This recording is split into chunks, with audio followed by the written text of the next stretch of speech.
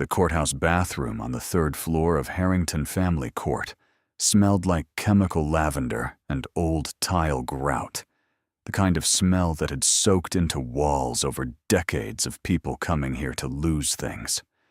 Marriages, homes, children. Sofia Reyes stood at the sink and pressed a folded length of paper towel to her bottom lip and told herself she was not going to cry. The paper towel came away pink. She ran cold water over her fingers, watched the thin thread of blood dilute and spiral toward the drain, and breathed through her nose the way her therapist had taught her. The therapist she could no longer afford, whose voice she still heard in quiet moments, like this one. Slow in, hold, slow out. You are safe. You are in control. She wasn't safe. She was not in control. No, she was standing in a courthouse bathroom 12 minutes before the hearing that would decide whether she ever saw her daughter again. And her husband, her soon-to-be ex-husband, her lawyer kept correcting, as if the language mattered, had hit her in the parking garage 40 minutes ago, hard enough that her head had struck the car window, hard enough that she'd bitten through her own lip trying not to make a sound. Craig Harmon had very specific opinions about sound. If you're already in this story with me, hit that like button and subscribe. It costs nothing and means everything. Drop your city in the comments. I want to see how far Sofia's story travels. Now, let's go back to her. She examined herself in the water-spotted mirror above the sink. The bruise forming along her left cheekbone was subtle enough. She'd taken worse. I knew by now how to assess the damage the way a mechanic assessed a car. The lip was the problem. It had split cleanly in the center, the kind of wound that looked worse than it was, but refused to close without time she didn't have. Her concealer was in her purse. She'd layered it twice already in the car on the way here, hands shaking on the compact, trying to drive and repair herself simultaneously because she couldn't afford to be late. Couldn't afford to give Craig's lawyers any ammunition they didn't already have. They had plenty. She opened her purse, real leather, one of the last things she'd kept from the version of her life that had existed before Craig, before the slow erosion of every boundary and every dollar and every friendship, until there was nothing left but him and Mia, and found the concealer tucked beneath her legal pad. Her attorney, a woman named Patricia Vega, who worked for Harrington County Legal Aid and carried her entire caseload in a canvas tote bag that was starting to fray at the handles, had given her very specific advice that morning over the phone. Look composed. Don't let them see you rattled. The judge has met Craig Harmon's father at 3 separate charity functions this year. That's not a reason to give up. It's a reason to be flawless. Flawless.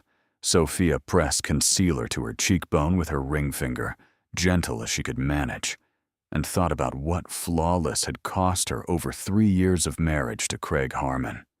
She had been 26 when they met, a paralegal at a mid-size firm downtown, working toward her own law degree at night, buying groceries from the reduced rack at the end of the week, and splitting a studio apartment with her sister Elena, and calling it temporary, with the absolute conviction of someone who had never doubted their own trajectory.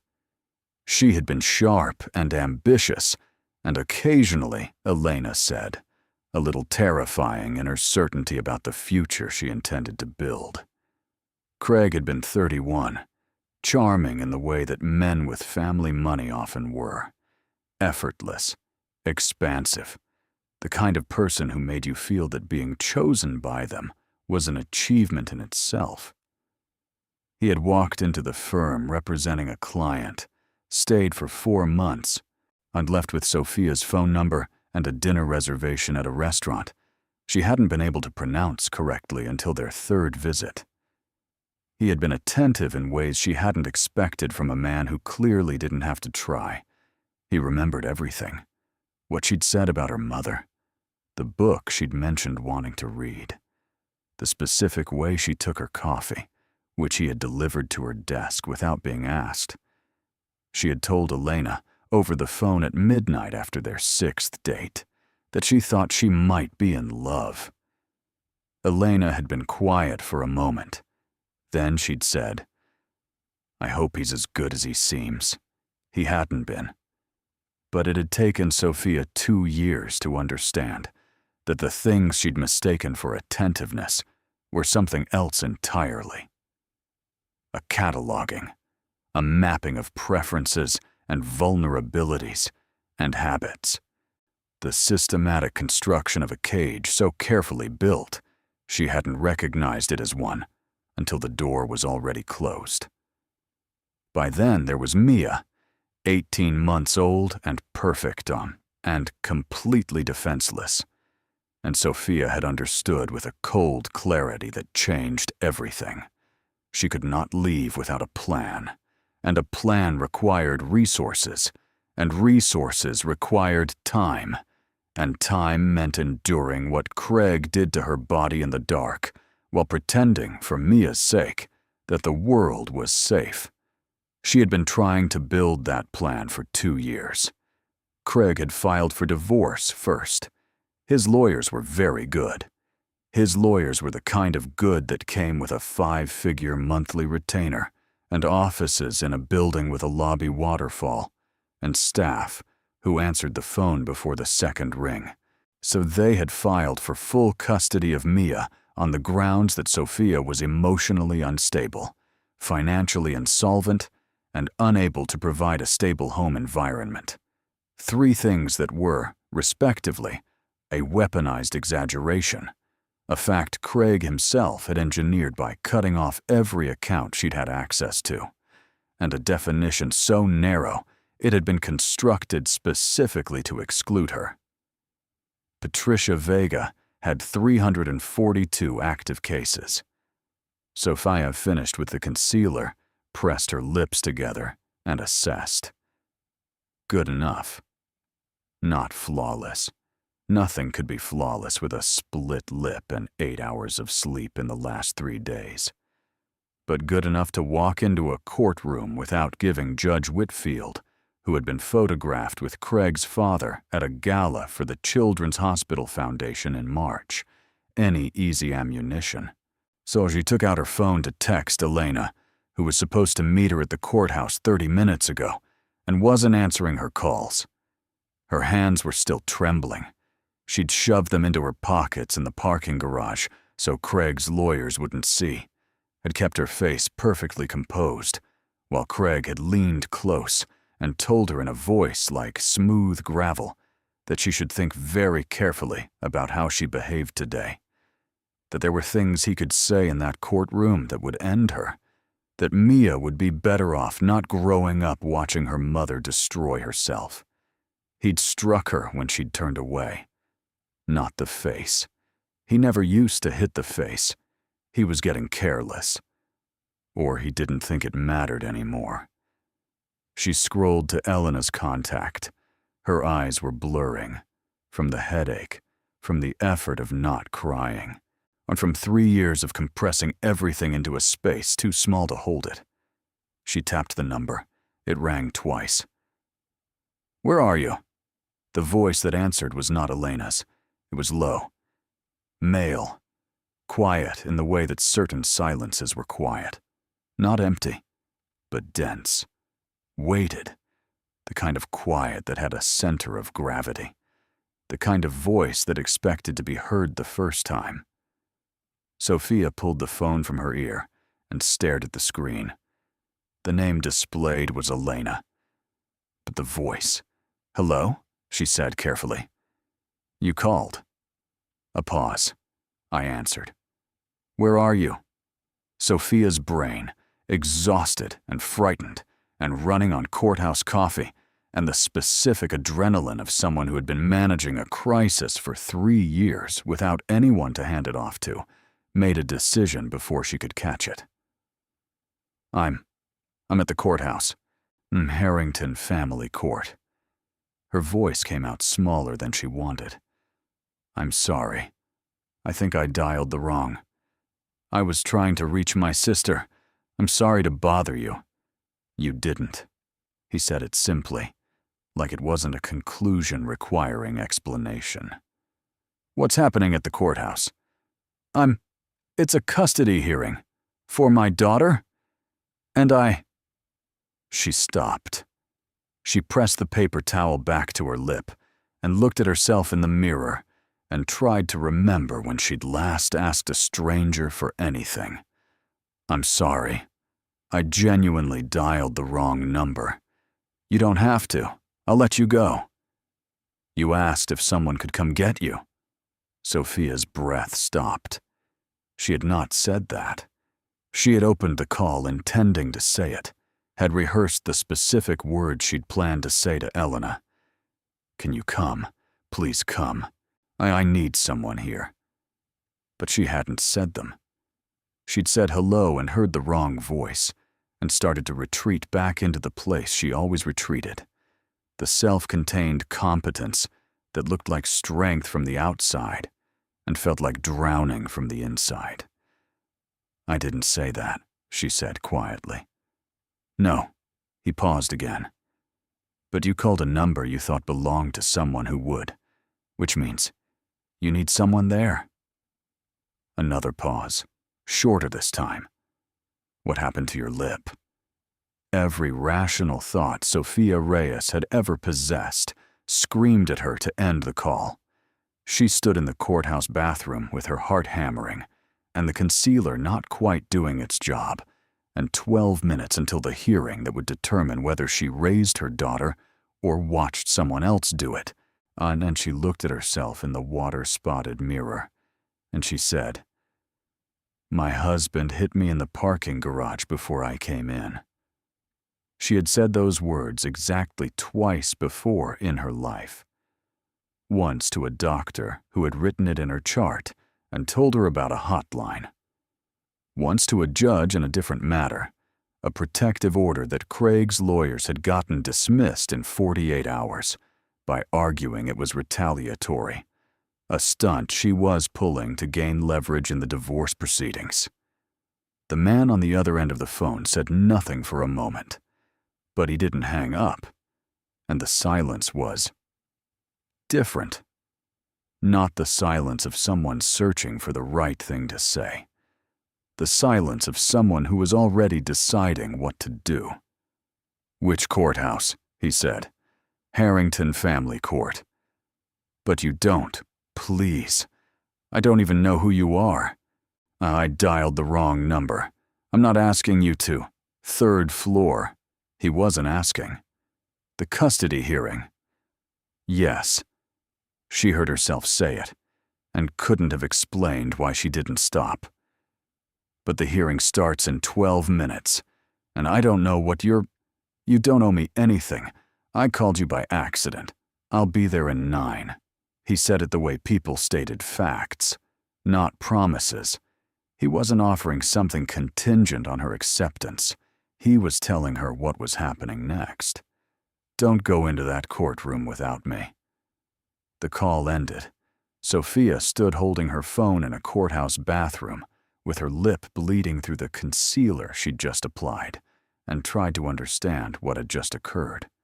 A man she had never spoken to before, a man she had reached by misdialing her sister's number, had just told her he was coming, had said 9 minutes the way someone said it when 9 minutes was a reasonable estimate, when the distance between wherever he was and wherever she was something he had already calculated. She looked at the number she'd called. It was 1 digit off from Elena's. The final number. A 6 instead of a 7. She must have typed it wrong in the dark of the car, hands shaking, head pounding. She should call Elena. Should call Patricia Vega and tell her she was still in the bathroom and ask what to do about the lip, whether the judge would notice, and how to make herself look like someone who was not currently unraveling in a third-floor restroom 48 hours after missing a meal because she couldn't afford both food and the parking garage fee for today's hearing. She should do any number of rational things. Instead, she pressed her back against the tiled wall and breathed. Slow in, hold, slow out, and waited. Dante Maretti had been in the back seat of a car moving through city traffic when his personal phone rang, and he had picked up without checking the number because only 6 people had it, and all 6 knew better than to call during a Monday morning, which was when he conducted the week's first review of accounts with his financial officer, and the conversation required his complete attention. He had said, "Yes." A woman had answered. Frightened, not hysterical, and not performing distress, but genuinely frightened in the way that people were when they'd been frightened for a very long time, and had learned to keep it so far inside that it only surfaced in accidental moments. He'd heard enough fear in enough voices over enough years to know the difference between someone who was afraid of a moment and someone who was afraid of a life. She'd started to retreat the instant she realized she'd reached the wrong number. He'd stopped her. "Take 9th to the service entrance on Harrington," he said to his driver, Sal, without preamble. Sal made no comment. He never did. Dante ended his call with the financial officer, who also made no comment, because the people who worked for Dante Maretti had learned that when he changed direction without explanation, explanations were not what was needed, and looked out the window at the city moving past him and tried to assess what he had just committed to.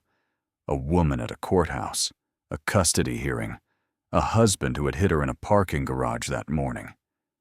He knew Harrington Family Court. He knew most public buildings in this city the way a chess player knew a board, not because he used them himself, but because knowing the geography of institutional power was one of the first things his father had taught him. His father, who had been many terrible things and 1 or 2 useful ones, had said, "Power lives in buildings. Learn the buildings." He had. He knew that Harrington Family Court was 4 blocks from the river, that its 3rd-floor bathrooms were accessible from the main corridor and through a back stairwell, and that the parking structure connected to the building's east side, that a man who wanted to move through it without drawing attention from the municipal security cameras needed to enter through the service entrance on the building's west face. He also knew something else. The name Harrington Family Court had a context he was now assembling like pieces on a table.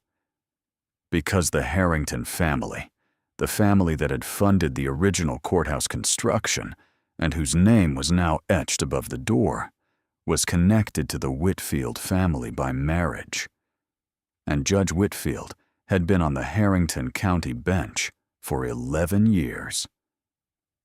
And the Harmon family, old money, real estate, the kind of people whose name appeared on hospital wings, had deep and long-standing social ties to the Whitfields that anyone who paid attention to this city would know. He paid attention to this city. He had not known specifically about a custody hearing, but he knew the shape of the machinery, and what the woman on the phone had described was a woman being fed into it. The car stopped at the service entrance. Sal opened his door without being asked. Dante Maretti stepped out into the November air, gray sky, the smell of river water and exhaust, pigeons on the ledge of the building across the street, watching him with the indifferent attention of things that had outlasted everyone they'd ever watched. He was 38 years old, 6'2", and wearing a suit that had been tailored to him in Milan and had cost roughly as much as the woman's monthly rent probably was. His face was the kind of face that had been called handsome at 20, and severe at 30, and at 38 had settled into something harder to categorize. Sharp jawline, dark eyes, a quality of absolute stillness that people standing near him usually mistook, first for confidence, and then, as they remained near him, for something closer to danger. He had no interest in danger for its own sake. It was simply the byproduct of certainty. He was always certain. It was the only consistent experience he had left. He entered through the service door, showed nothing to the security officer at the side entrance beyond the kind of undisturbed authority that caused people to assume you were supposed to be there, saw that your credentials were elsewhere and obvious and not worth the paperwork of questioning. He had walked through more secured buildings than this without a word spoken. He took the elevator to the 3rd floor. The corridor was quiet. A bailiff at the far end. A woman in a pantsuit walking fast toward the courtroom marked 3B. The bathroom was to his left. He pushed the door. She was standing near the back wall, arms crossed over her chest, in the posture of someone who had been holding themselves together so long that the posture had become structural. Not a gesture, but an architecture. She was small, 5'4" perhaps, slight in the way of someone who hadn't been eating enough for long enough that the slightness had become permanent. Her hair was dark, pulled back into something that had started the morning as a careful bun and was now showing the strain of whatever the day had already put it through. She was wearing a dark blazer over a cream blouse, and her hands, he noticed first, were absolutely still. She had trained herself not to shake, or she had shaken for so long she couldn't anymore. Her eyes found him the moment the door opened, and he watched her face run through several things very quickly. Recognition that he was not an official, assessment of threat, the particular rapid calculation that women who had been in dangerous situations for a long time performed automatically, faster than other people thought to start. Then something else. Not relief. It was too complicated to be relief. It was closer to the expression of someone who had expected to be alone and had just discovered they weren't. He stopped a reasonable distance from her, let her look at him without closing the space between them. "Sofia," he said. She hadn't told him her name. He had found it in the 8 minutes between her call and his arrival, the same way he found most things, by asking the right person, who in this case was his assistant, who had accessed the day's Harrington family court docket and found one custody hearing scheduled for 10:45 in 3B. Harmon versus Harmon. Sofia Reyes Harmon, petitioner. "You came," she said. It came out like an exhale, not quite a sentence. "I said I would." She looked at him the way people looked at things they didn't quite know how to categorize. "I don't know who you are." "No." He didn't offer it. Not yet. "Son, how long before the hearing?" 7 minutes. She pressed her lips together. He watched her reassemble, watched the careful reconstruction of composure that had clearly taken years of practice. "You shouldn't have come. I appreciate it.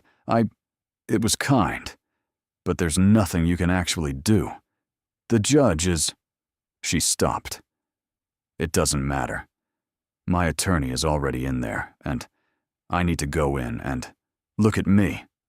It was the same tone he used with men who owed him money and hadn't paid it, with associates who were being careless, with the world in general when it moved in directions he had not authorized. Quiet, not loud. Louder wouldn't have worked with her. He understood that immediately. She'd been surviving loud for years. Quiet was the thing she didn't know how to prepare for. She looked at him. He looked back. He took his time.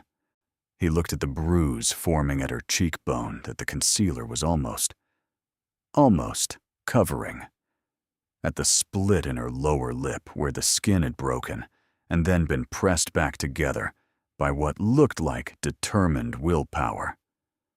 At the way she was holding her left side when she breathed, not dramatically, not in a way most people would notice, but in the specific way of someone whose ribs had been recently reintroduced to something harder than they were designed to absorb.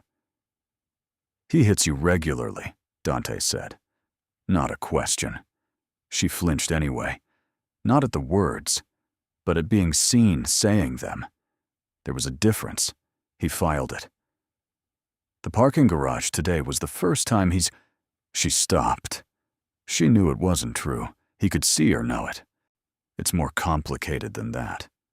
Tell me what happened." "We don't have time." "Tell me quickly, then." She looked at him for a moment. He saw her assess the calculation again. Who was this man? What did he want? What would telling him cost her? She had the eyes of someone who had learned to make these calculations in seconds flat, who could read a room, read a person, read the difference between a threat and an ally faster than conscious thought. 3 years of Craig Harmon had made her very good at this. "He pulled me into the stairwell off the parking structure," she said, precise and flat, the voice of someone reciting facts rather than reliving them. "He said if I had any sense, I'd withdraw my petition today and agree to supervised visitation. He said my lawyer was incompetent, which is true, but not the way he meant it, and that the judge had already made up his mind, which is probably also true. When I turned to go, he grabbed me and—" She touched her cheekbone. "Once. Pulled her hand away like she'd been caught. He's never hit my face before. He's been more careful. I think he doesn't think it matters anymore. Because he thinks he's already won." "Because he thinks he's already won," she repeated. Her jaw tightened. Something fierce moved under the exhausted surface of her face. "He's not wrong. His lawyers are. I have legal aid. His father plays golf with the judge. And I'm standing in a courthouse bathroom with a split lip and no money." And she exhaled sharply through her nose. "I shouldn't be telling you this. I don't know you. You shouldn't be here. I should go in." "What does your daughter's name mean to you?" he asked. It stopped her cold. She blinked. "Mia." She said the name, and her whole face changed, all of the calculation and armor dissolving for one unguarded second into something so raw and clean it was almost painful to witness. Love. The pure, uncomplicated, completely unreasonable love of a parent for a child. She's 5. She makes up songs for her stuffed animals. She knows the names of 17 different types of dinosaurs, and she insists on correcting people when they get them wrong. She told her preschool teacher that the picture of a brontosaurus on the classroom wall was actually an apatosaurus, and the teacher hadn't even heard of apatosaurus, and Mia couldn't understand why. She stopped. Her eyes went bright, and she blinked it back savagely. She is the only thing on this earth that has never once made me feel like I was too much, or not enough. She's 5 years old, and she's already the bravest person I know. Dante looked at her for a long moment. The corridor outside the bathroom was quiet. Somewhere past the door, the machinery of a court was preparing to grind through one more family. "I'm going to need you to trust me for the next 3 hours," he said. "Not because you know me, not because you have reason to, but because what I can do in that courtroom is more useful to Mia than anything that's already been arranged, and I need you to let me do it." She stared at him.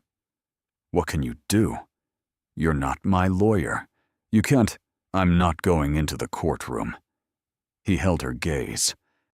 "But the people who are going to be in that courtroom need to understand something before the hearing begins." She was quiet. the calculation running behind her eyes again, faster than before. He could almost see it, the part of her that had learned, through hard experience, that men offering things were offering them in exchange for something, that help always came attached to conditions she'd discover too late.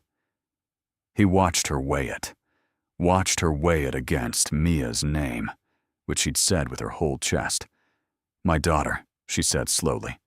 "Whatever you're about to do, my daughter is the only thing that matters. Not me. Not the divorce. Not Craig. Mia. I understand. Do you?"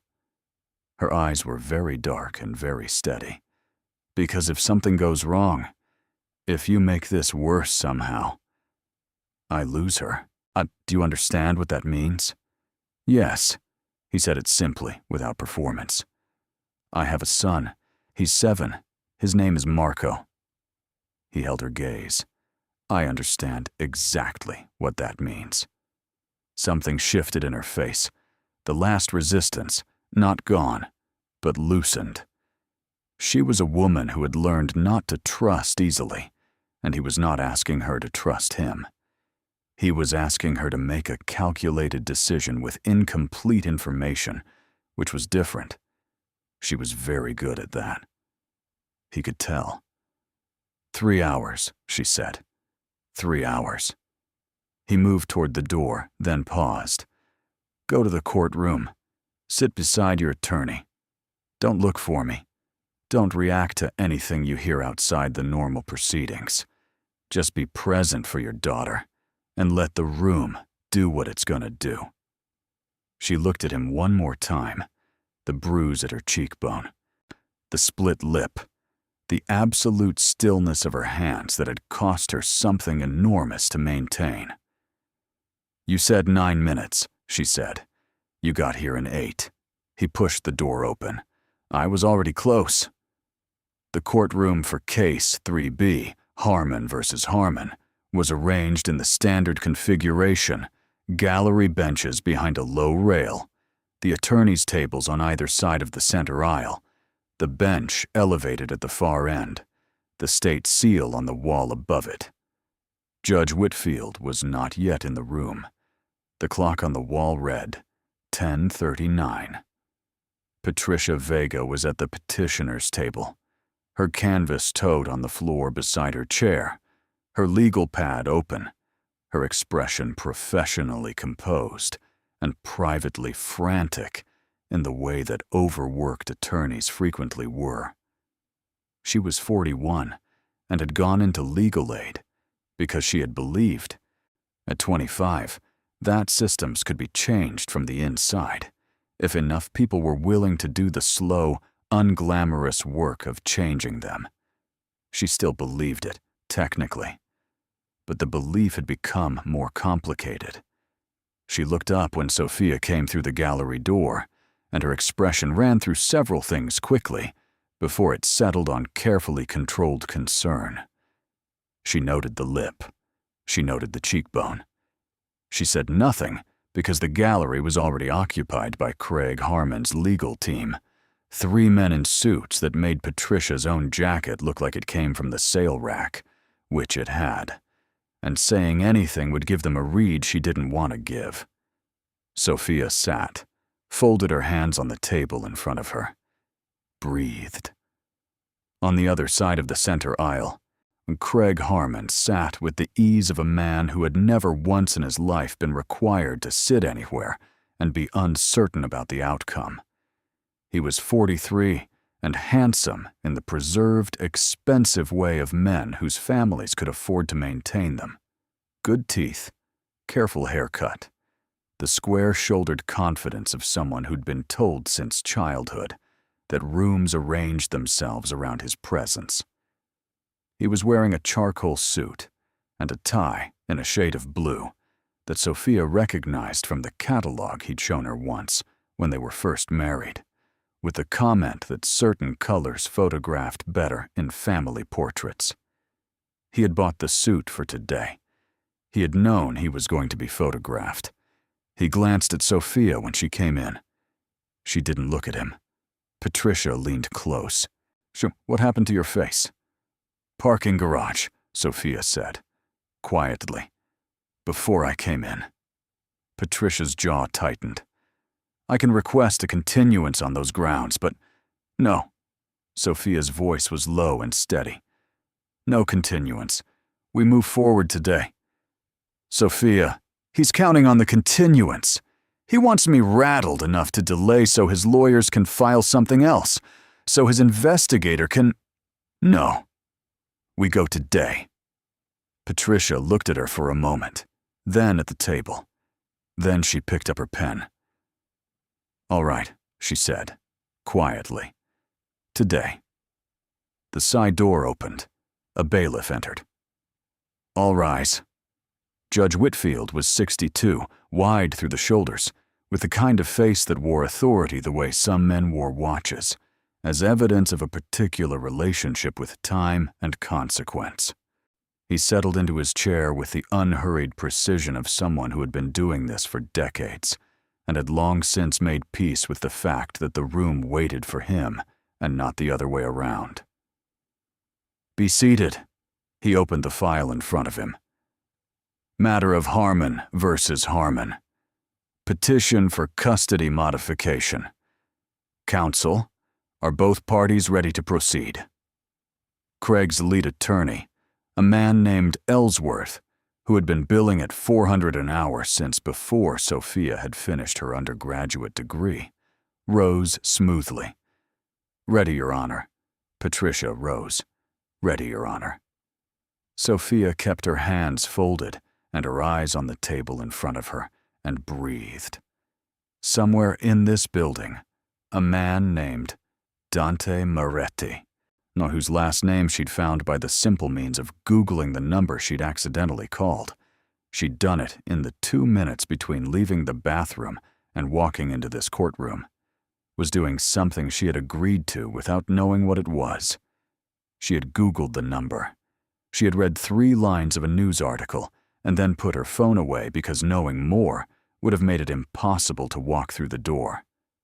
The article had said, "Dante Maretti, head of the Maretti family, which has controlled organized crime in the Eastern Seaboard Territory for 3 generations." She had put her phone away. She had walked into the courtroom. She was here for Mia. She was here because her daughter knew the difference between a brontosaurus and an apatosaurus, and had strong opinions about both, and someone needed to be in this room fighting for the right to keep raising a child like that. Whatever Dante Maretti was doing in the corridors of this building, whatever machinery he was engaging that she couldn't see, and had decided, on a breath and a calculation, to trust. It was running in the background of this courtroom where her daughter's future was about to be decided. "Your Honor," Ellsworth began, rising from his chair with the fluid confidence of someone who billed by the hour and had never once worried about the bill. "The evidence we intend to present today speaks to a consistent pattern of—" The courtroom door opened. Ellsworth paused. Half the room turned. The other half, including Craig Harmon, did not. He was the kind of man who didn't turn at interruptions because turning acknowledged them, and he had decided long ago that nothing should be acknowledged unless he chose it. The man who entered was not a bailiff, not a court officer, not any species of person who routinely appeared through that particular door at this particular moment. He was tall and dark-suited, and moved with the specific, unhurried precision of someone who had walked into a great many rooms where he was not expected and had never once been asked to leave. Behind him, 2 other men took positions at the back of the gallery, quiet, watchful, the kind of presences that registered in a room's peripheral awareness without declaring themselves. The man sat in the front row of the gallery, directly behind the petitioner's table, and folded his hands on his knee and looked at Judge Whitfield, as if the act of looking was itself a kind of transaction, a quiet establishment of terms. Patricia Vega, who had been practicing law in Harrington County for 14 years and had developed, as a survival mechanism, an excellent sense for when a room's temperature had changed, felt the temperature change. She glanced at Sophia.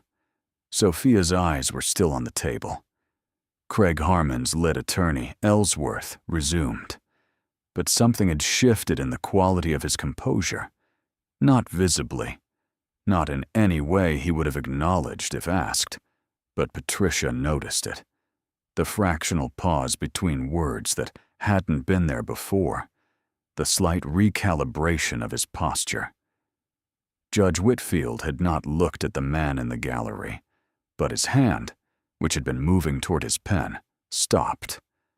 Outside the courtroom, in the corridor that ran along the building's eastern face, Dante Maretti's attorney, a woman named Renata Cho, who had been waiting for his call since 8 that morning because Dante Maretti's calls were the kind you arranged your schedule around, was having a quiet conversation with the Harrington County Clerk's Office representative about certain procedural matters relating to Case 3B. The conversation was professional and calm and carried, beneath its surface, the specific weight of a man whose resources were, by every available measure, orders of magnitude beyond anything anyone in this building had previously brought to bear on a family court proceeding. Renata Cho had handled many things for Dante Maretti. She had developed a precise vocabulary for the things he asked her to do. Things that were always technically legal, and that operated in the narrow and well-documented spaces where law and influence intersected, that left no trace except outcomes. Today's task was one of the simpler ones. File a motion to intervene. Present the documentation she'd spent the morning compiling on Craig Harmon's financial record, specifically the series of account transfers that had systematically drained assets from marital accounts into LLCs, bearing names other than his own, which was fraud, and which Dante's financial team had identified in approximately 90 minutes, because they were very good at finding things in financial records, having spent years hiding their own. Present the documentation on Judge Whitfield's undisclosed golf membership, funded since 2019 by a private club whose primary donor was the Harmon Family Foundation, which was a conflict of interest that had never been disclosed to opposing counsel in 3 cases that year, including this one. It would not destroy the case. It would not guarantee the outcome. Courts were not machines. They were rooms full of people, and people were complicated. But it would make the machinery considerably less certain than Craig Harmon had been counting on. And it would make the men in suits across the aisle understand, with the quiet clarity that came from being in the presence of superior resources, that the field had changed. In 3B, Judge Whitfield looked down at the file in front of him. He looked at his hands. He looked at the clock. "We'll take a brief recess," he said. His voice was perfectly even. 15 minutes. Ellsworth started to rise. "Your Honor, if the court would allow 15 minutes. Counsel." Something in the judge's voice had shifted infinitesimally. Not fear. He was too careful for fear, too practiced at the performance of authority. But something adjacent to it.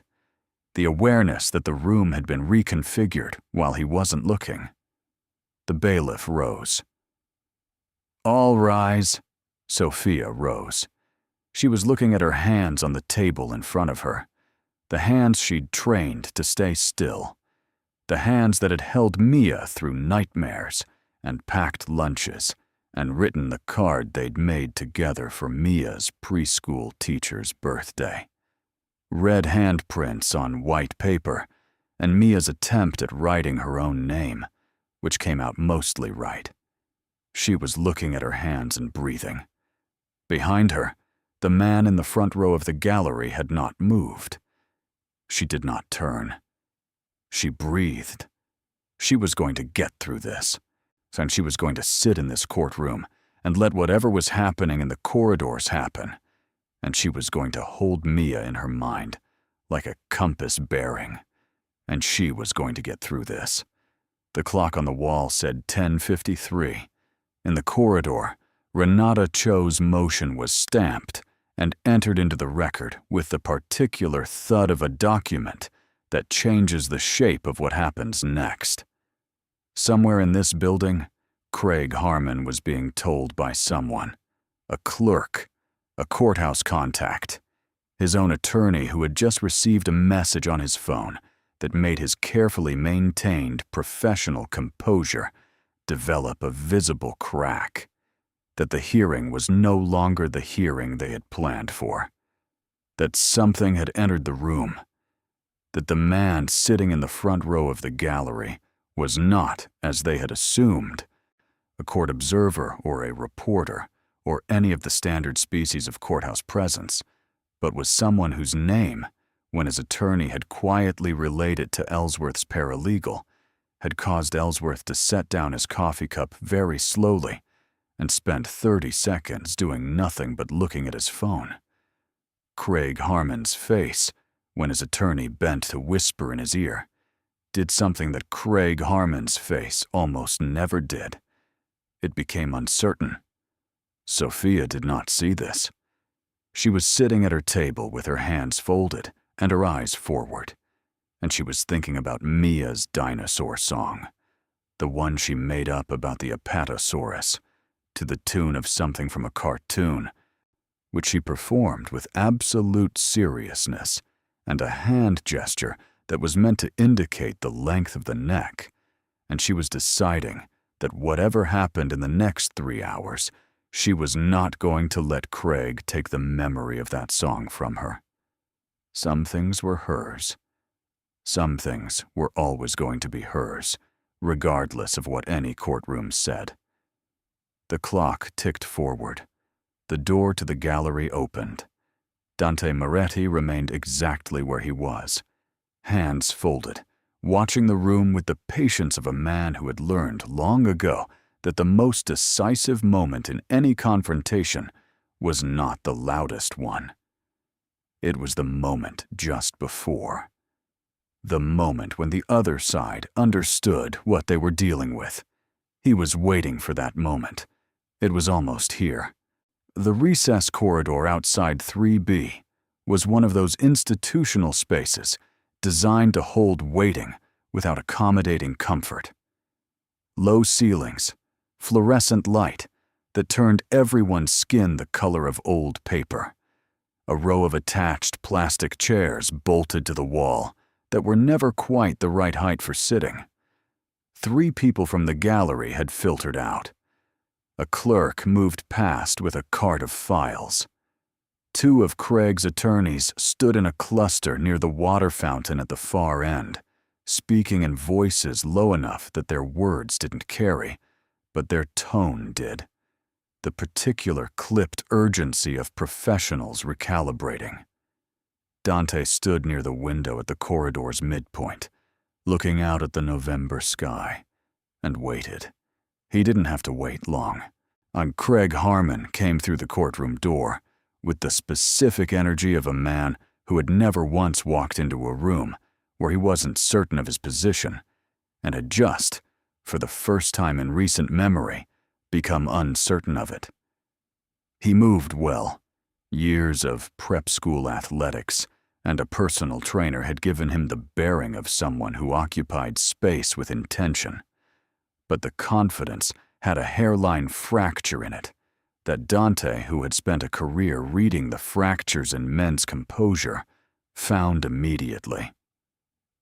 Craig crossed the corridor and stopped 6 feet away. His lead attorney Ellsworth materialized at his left shoulder a moment later, which was the correct instinct. You didn't confront Dante Maretti without a witness present, and Ellsworth clearly knew enough to understand that.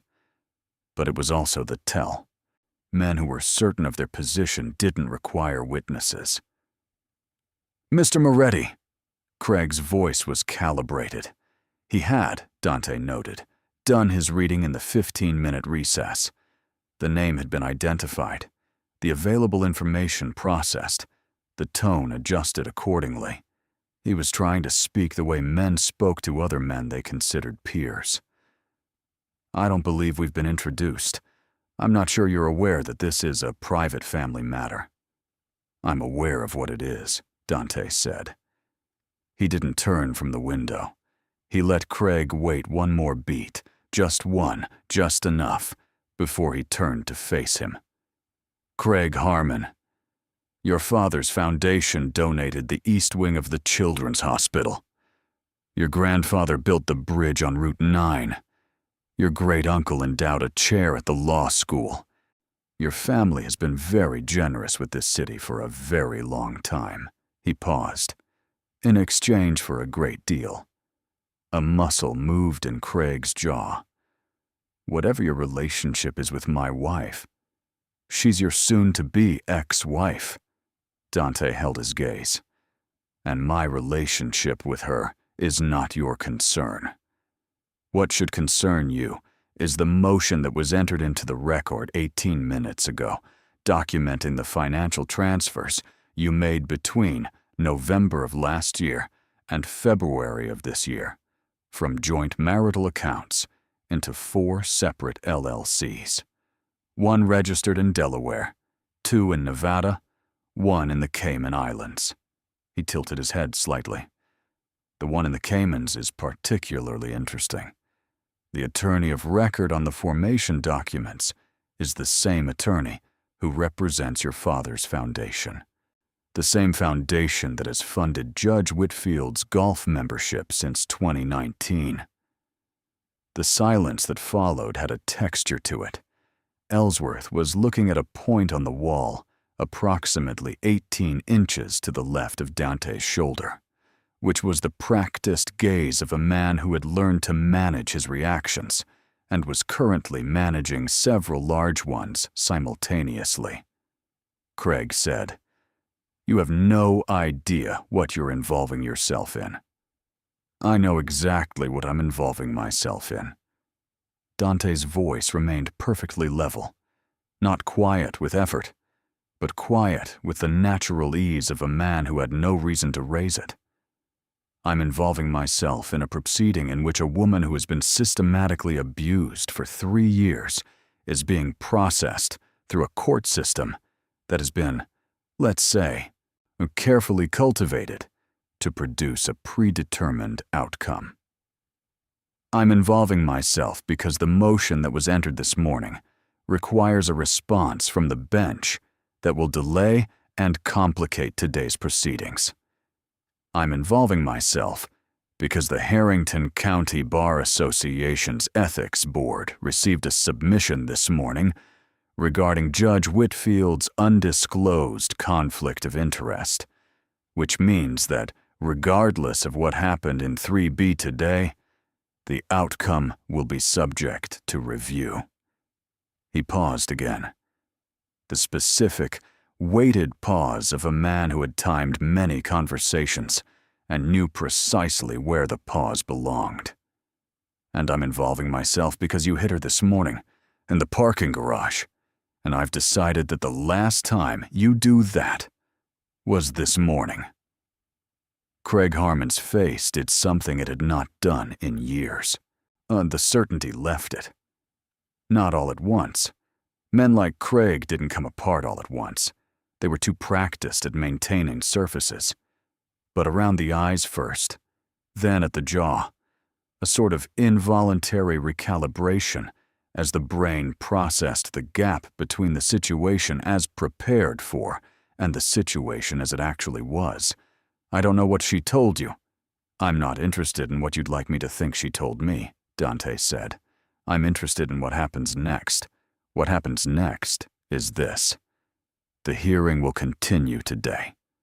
Your motion for full custody will not succeed." The financial fraud documentation will necessitate a separate family court proceeding. Judge Whitfield will recuse himself before that proceeding, which means the matter will be reassigned to a judge who has not had his golf membership paid for by your father's money. He let that land. Your daughter will be returned to her mother's primary care, pending resolution of the financial matters, with a custody arrangement determined by a court that has not been prepared for you in advance. You can't guarantee any of that, Ellsworth said, from his careful neutral position at Craig's shoulder. His voice was professionally composed, but his pen had stopped moving across the legal pad he was holding. No, Dante agreed. I can't guarantee outcomes. Courts are complicated things, and I have limited patience for them in general.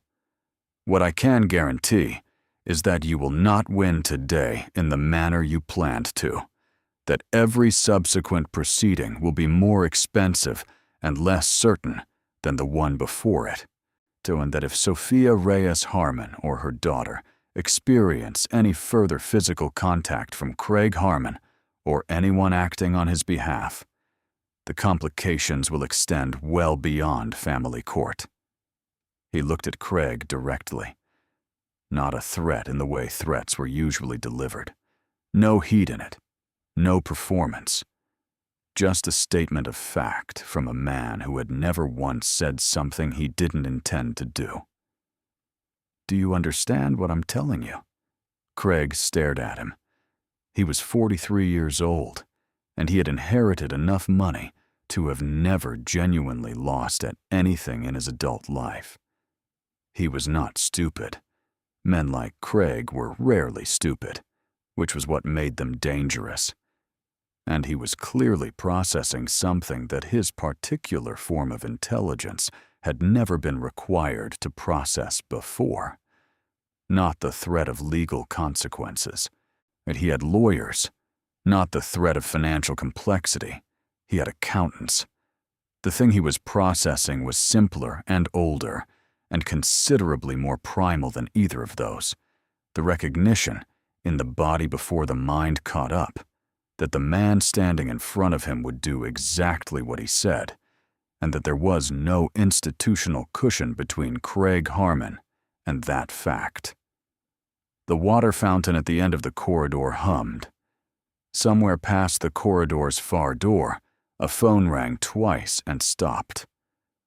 We'll see what the court decides, Craig said finally. The precision of his earlier poise had returned.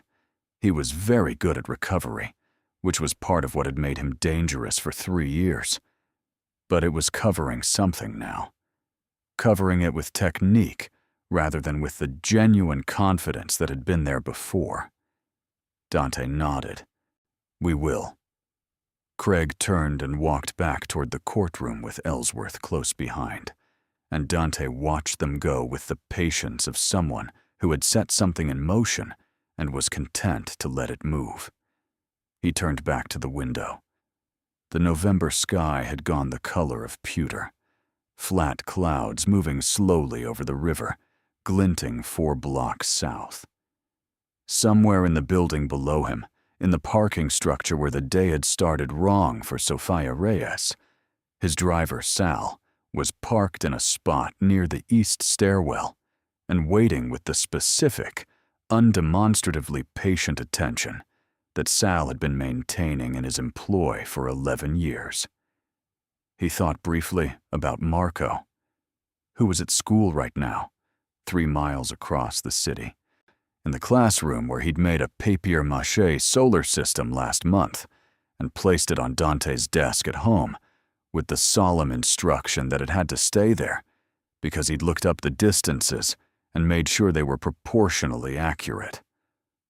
Marco, who was 7 and precise about things, who had his mother's dark eyes and Dante's tendency to silence, who had gone to bed the previous night asking for a story about a night and had fallen asleep before the 3rd sentence, with his hand still tucked under his chin. The thought of Marco moved through him like a current and settled, the way it always did. He turned from the window and walked back toward the courtroom. The hearing reconvened at 11:19. Judge Whitfield's face when he returned to the bench had the quality of a man who had spent the recess having a conversation he had not enjoyed. His posture was the same. His voice was the same. The performance of authority was intact.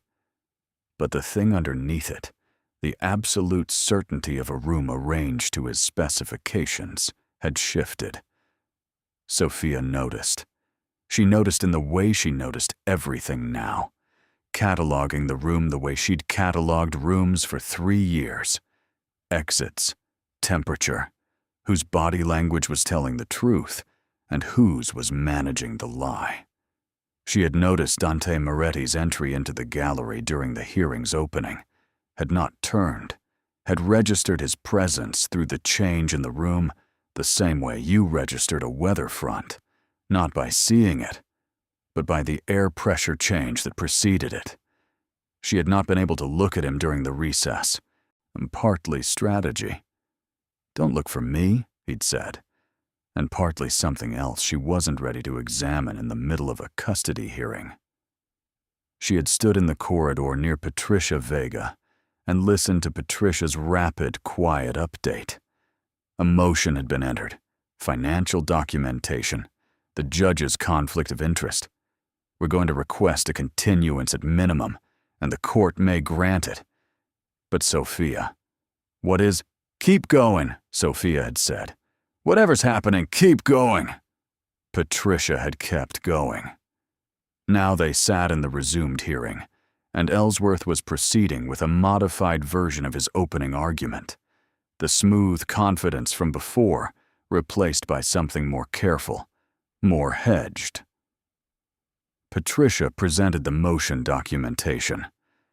Ellsworth objected on procedural grounds, but Judge Whitfield overruled him with a flat precision that suggested he had already decided what the record needed to show. It took 40 minutes. In 40 minutes, the structure that Craig Harmon's legal team had spent 4 months building, the character assessments, the financial documentation of Sofia's instability, the expert witness prepared to testify about home environment, was not demolished. Demolition would have been too loud, too obvious. What happened was quieter and more surgical.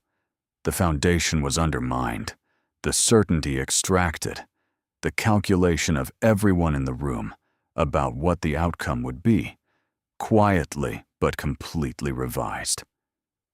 Judge Whitfield, at 11:59, I granted a temporary custody order, placing Mia Harmon in Sofia's primary care, pending a full financial review and the scheduling of a new hearing before a different judge. He ordered Craig Harmon to vacate the family home within 72 hours and to have no unsupervised contact with Sofia pending review of the assault allegation from the parking garage, which had been documented in Renata Cho's motion with the security footage timestamp and 2 witness accounts from people who had been in the garage that morning and had, when contacted by Dante's investigators between 9 and 10 a.m., agreed to provide statements. Craig sat through it with his jaw set and his hands folded on the table in front of him. His face did not change. He was too practiced for that. But his hands, Sofia noticed. She let herself look at them, finally. Once the ruling had been delivered, his hands were pressed together hard enough that the knuckles had gone pale. She had watched those hands for 3 years. She knew everything they were capable of. She looked away. Patricia was squeezing her arm, saying something. The bailiff was calling for order as the gallery shifted. Sofia sat very still in the middle of it all, her hands still folded on the table in front of her, and felt something she hadn't felt in so long that she almost didn't recognize it. The specific quiet of a room where the threat had not been eliminated. Craig was still there. The lawyers were still there. 3 years of damage were still there. But where the immediate ceiling had been lifted, where she could breathe to the top of her lungs for the first time in recent memory, she breathed to the top of her lungs. "Your daughter," Patricia said beside her. "We can pick her up from your mother-in-law's by 3 o'clock. The order goes into effect immediately." "Mia." By 3 o'clock, Sofia pressed her fingers to her mouth and held it together by main force for exactly 4 seconds, then removed her hand and sat up straight and said, "Okay, let's get the paperwork." She found him in the courthouse lobby.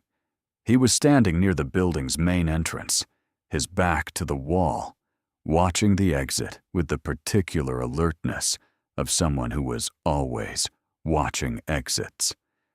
And she crossed the lobby toward him on legs that had started to come down from the adrenaline and were registering the fact that she hadn't eaten since 6 that morning and had spent the previous 4 hours in varying degrees of controlled terror. He saw her coming from across the lobby, for his expression didn't change. She was starting to understand that his expression rarely changed in the way most people's did, that the information was all in the eyes. But something in his posture shifted, became less watchful. The way a room became less watchful when the thing it was waiting for arrived. She stopped in front of him. She didn't know what to say. She had spent the last 4 hours not thinking about what she would say to him after, because thinking about after had required a level of optimism she hadn't been willing to commit to. Now here was after, and she was standing in a courthouse lobby, with courthouse light coming through the glass doors, and the smell of industrial cleaner, and a court order in her attorney's bag that said Mia was coming home. And the man who had made that possible was standing in front of her, waiting without expectation. "She's coming home," Sofia said. "By 3 o'clock. My daughter is coming home." Something moved across Dante's face, there and gone. Not a smile, exactly, but a softening at the eyes, a quality of warmth so brief it might have been imagined, except that she was looking directly at him, and she had not imagined it. "Good," he said. "That's all you have to say? What would you like me to say?" Sofia looked at him. She thought about all the things she'd considered saying during the 40 minutes in the courtroom. "Thank you. And also, who are you? And also, why? And also, I Googled your name before I walked in there. And also, I still don't entirely understand what I agreed to in that bathroom, but I don't regret it. And also, you said you have a son, and I don't know what that costs you to say out loud, but I could see that it cost something." She thought about all of that and said, "You didn't have to come. I called you by accident. You called me because you needed someone." He said it without sentiment, just as a fact. There's no accident in that. That doesn't make any logical sense. A lot of things don't. He moved slightly, angling toward the door. "My car is outside. I'd like to drive you to collect your daughter." Sofia blinked. "You don't. I'm aware I don't have to." The ghost of something, not quite a smile, but its structural ancestor, crossed his face for a fraction of a second. "I'd like to. There's a difference." She looked at him for a long moment. He was waiting, and his waiting had the quality she'd noticed immediately. Not impatient, not performing patience, but genuinely undemanding. He would drive her, or he wouldn't. He had made the offer. The rest was hers. "I need to finish the paperwork with my attorney," she said. "I'll wait." She went back to Patricia, who was assembling the signed copies of the order with the meticulous care of someone who understood that this paperwork was the entire substance of the victory and could not afford to be missing a page. Patricia glanced at the lobby once, at Dante standing near the doors, and then looked at Sofia with an expression that had several questions in it, and the professional wisdom to ask none of them. "He's going to drive me to get Mia," Sofia said. Patricia handed her the documents. "Okay," she said.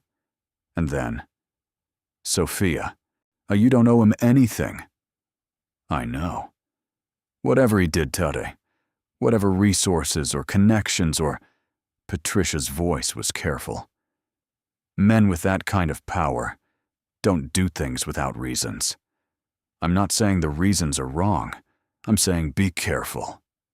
Sofia looked at the documents in her hand. The court order. Mia's name in the header, the judge's signature at the bottom, the most important piece of paper she had ever held. "I know," she said again, and meant it differently this time. Not agreement, but something she was filing away for later examination. A truth about herself she wasn't ready to turn toward, but needed to mark. She went back to Dante. The car was a black sedan, not ostentatious. Nothing about him was ostentatious, she was beginning to notice, which surprised her, given what she'd read. And the driver who opened the door for her had the same quality as the men who had come in with Dante to the gallery. Watchful, professional, present without pressing. She got in. Dante got in on the other side. "If you're as deep into this story as I am right now, make sure you're subscribed and have notifications turned on. I upload new stories every week, and you do not want to miss what's coming.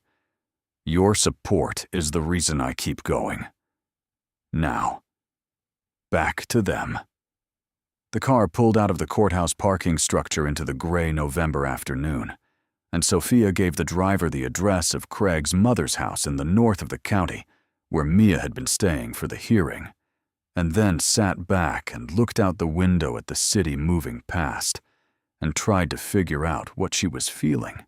But there were too many things for the usual categories: relief and exhaustion, and the particular fragile hope of someone who had been afraid to hope for so long that the emotion felt like a structural risk. And underneath all of it, threaded through everything like a wire, the awareness of the man sitting on the other side of the back seat, not speaking, not filling the silence with the kind of conversational maintenance that most people performed out of social anxiety. Just present, comfortable and quiet in a way that suggested he'd made peace with silence at some point and never renegotiated the terms. "Craig will come back at this," she said finally. "Not a question." "Yes." Dante didn't soften it. "He'll file appeals. His attorneys will look for procedural grounds. The financial review will take time, and he'll use that time." He looked at her steadily. "But the playing field is different now. He can't count on the court being prearranged. That's the most important thing we changed today." "We," Sofia repeated quietly. "You made the decision to walk into that courtroom. You've been fighting this alone for months. I added resources. The outcome belongs to you." She looked at him. The profile, the dark eyes tracking traffic through the windshield, the quality of stillness that she'd decided was not coldness, but something else. Not warmth exactly, but depth. The way a lake was deep rather than warm. She thought about what it would have taken for a man like Dante Maretti, and she knew enough now to understand what that phrase meant, what the architecture of that life looked like from the outside. To get up from his Monday morning and drive to a family courthouse for a woman he'd spoken to for 4 minutes. "Why did you really come?" she asked. He was quiet for a moment. The traffic moved. A light changed.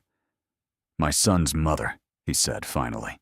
His voice was the same, controlled, level. But something in the texture of it changed, like a note held too long. She left when Marco was 2. She wasn't mistreated. She was afraid of what I was, and she made a choice, and she took Marco, and it took me 8 months, and every resource I have to find them and establish an arrangement that kept him in my life." He paused. "I was not a good husband. I understand why she was afraid. I'm not asking for sympathy about that." Another pause, shorter. "But when I found them, she had bruises on her arms, not from me, from the man she had moved toward thinking he was safer than what she'd left. And she was managing it alone because she'd built an entire invisible life around managing things alone." Sofia said nothing. The car was quiet. "I got her out," Dante said. "And I got Marco back. And I spent a long time afterward thinking about all the women who were managing things alone without anyone to call." He looked at her directly. "And then this morning, you called the wrong number." Sofia looked at her hands in her lap, the court order in her bag, Mia's name in the header. "You said he's 7. "Yes." "What's he like?" The question surprised him. She could see it. The slight shift in his expression. The recalibration. The recognition that she had asked about his son rather than about him. He took a moment with it. "Precise," he said finally. "About everything. He made me a solar system and told me the distances were proportionally accurate. I had to reorganize my desk."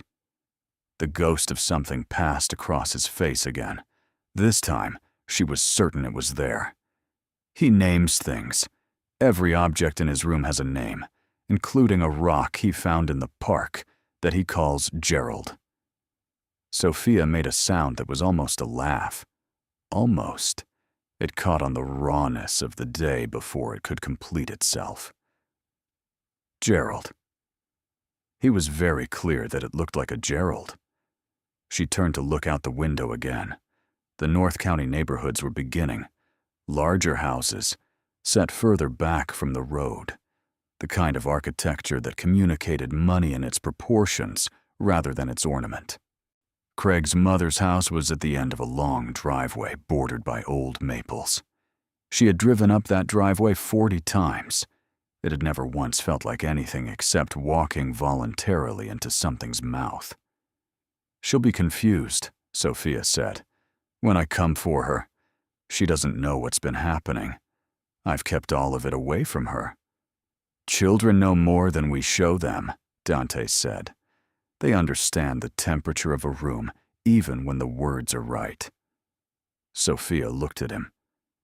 "How do you know that?" "Marco told me once that he could always tell when I was worried because I got very quiet." A pause. "I thought I had been hiding it." I had not been hiding it. The car turned up the long driveway. Sofia's hands went to the bag in her lap, the instinctive, preparatory gathering of a woman who had been arriving at difficult places alone for a long time and had built a set of small rituals around the arrival. She thought, "In a few minutes, Mia is going to come through that door." She thought, "I have to hold it together until then." She thought, "I have spent 3 years holding it together for Mia, and I will hold it together for 5 more minutes." The car stopped. Dante's driver got out and opened her door. Dante got out on the other side and came around. He didn't offer her his arm or take her elbow. He stood near her, a comfortable and unstated proximity, and that was all. She walked up the front steps and rang the bell. Craig's mother, Diane Harmon, opened the door with the expression of a woman who had been waiting and had not expected what she found. She was 64, thin, and immaculate in the way of women whose entire adult lives had been organized around appearance. And she looked at Sofia with an expression that had several components. The residual hostility of a mother-in-law who had sided with her son. The confusion of a woman who had expected Sofia to arrive in the posture of defeat and was recalibrating. And underneath both of these, something else. Something that shifted when her eyes moved past Sofia to the man standing at the bottom of the front steps. Diane Harmon recognized Dante Maretti. Sofia watched her recognize him, watched the recognition move through the older woman's face like weather, watched the recalibration happen faster than social composure could manage it. "Sofia," Diane said carefully. Her voice was the careful voice of someone who had just reclassified a conversation. I didn't expect. I'm here for Mia." Sofia's voice was steady. It would be steady. "I have a court order. She's coming home with me today." A silence. Diane's eyes moved to Dante again, brief, involuntary, then back to Sofia. Something shifted in the older woman's expression. Not warmth, not apology, nothing as clean as either of those. But the hostility had receded, replaced by a careful neutrality that was, given the circumstances, its own kind of concession. "I'll get her," Diane said. She left them at the door. Sofia stood on the front step and breathed, and did not look at Dante because if she looked at him, she would say something, or not say something, and either way she would lose the grip on the composure that was the only thing currently keeping her upright. She heard, from somewhere inside the house, a voice. High, clear, and utterly distinct from every other sound in the world. Mama? She didn't hold it together. She had been holding it together for 3 years. She had been holding it together for the parking garage, and the bathroom, and the courtroom, and the recess corridor, and the paperwork, and the car ride, and the driveway, and Diane Harmon's face. She had been holding it together since before Mia could talk, since before she understood what she was staying for, since the first morning she'd looked in the mirror and known she had to survive this because there was a small person sleeping in the next room who needed her to. The sound of Mia's voice from inside the house undid all of it in approximately 1 second. Mia came through the door at a dead run, 5 years old, dark hair in 2 uneven braids that had clearly been done by someone who was not Sofia. Wearing the purple sweater with the dinosaur on it that Sofia had packed in her overnight bag, her sneakers on the wrong feet, because she always put her sneakers on the wrong feet and refused to be corrected about it until she was ready to be corrected, which was on her own schedule entirely. She hit Sofia at full speed, arms around Sofia's waist, face pressed into Sofia's middle, and made a sound that was half word and half not word, the sound of a child who has been waiting for something and has just stopped waiting. Sofia folded around her, both arms, her whole body, the way she'd held her since she was newborn, and the weight and shape of her had imprinted itself somewhere cellular and permanent. She pressed her face into the top of Mia's head, the specific smell of her daughter's hair, coconut shampoo, and something else, something purely Mia, the smell she had lived for through 3 years of enduring Craig. And she cried. She cried without sound. She had learned to do that. But she cried. At the bottom of the front steps, Dante Maretti stood with his hands in his pockets and watched. He had seen many things in his life.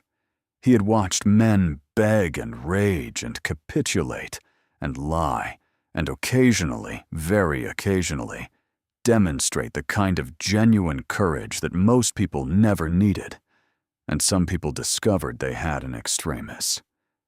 He had watched his son sleep the first night after he'd gotten him back, sitting in a chair beside the bed until 3 in the morning, because he hadn't been willing to be further away than arm's reach. So he had watched Marco name a rock Gerald with the absolute seriousness of someone to whom the name had been obvious from the moment he'd found it. He was not a sentimental man. He had made peace with that about himself at an early age, understanding that the life he'd inherited, and then, with some deliberation, chosen, did not permit the kind of softness that sentiment required. He had built walls that were not cruel, but were thorough. He maintained them. Something about the woman on the front step with her daughter's face pressed into her middle was doing something to those walls that Dante did not have immediate language for and did not examine. He filed it. He would examine it later, when the day was done, and Marco was asleep, and the house was quiet, and he had the particular quiet of someone alone with their own thoughts. Well, he was very good at examining things clearly in the quiet. For now he stood at the bottom of the steps and watched Sofia Reyes hold her daughter and breathed the November air and said nothing at all. Mia pulled back after a moment. She was a child who gave full attention to things and then needed to assess, and looked up at her mother's face with the direct, uncomplicated scrutiny of someone who had not yet learned to pretend she hadn't noticed what she'd noticed. She reached up and touched Sofia's cheek, the bruised one, not the split lip, the cheek, her small fingers very gentle. "Mama, your face." "I'm okay, baby." Sofia took Mia's hand and held it. "I'm okay." Mia studied her for another moment. So then she turned, the full-body turn of a 5-year-old who had just redirected her attention, and looked at Dante standing at the bottom of the steps. She regarded him with the same direct, uncomplicated scrutiny she'd just given her mother. No shyness, no performance, just looking. "Who are you?" she asked. Dante looked at her.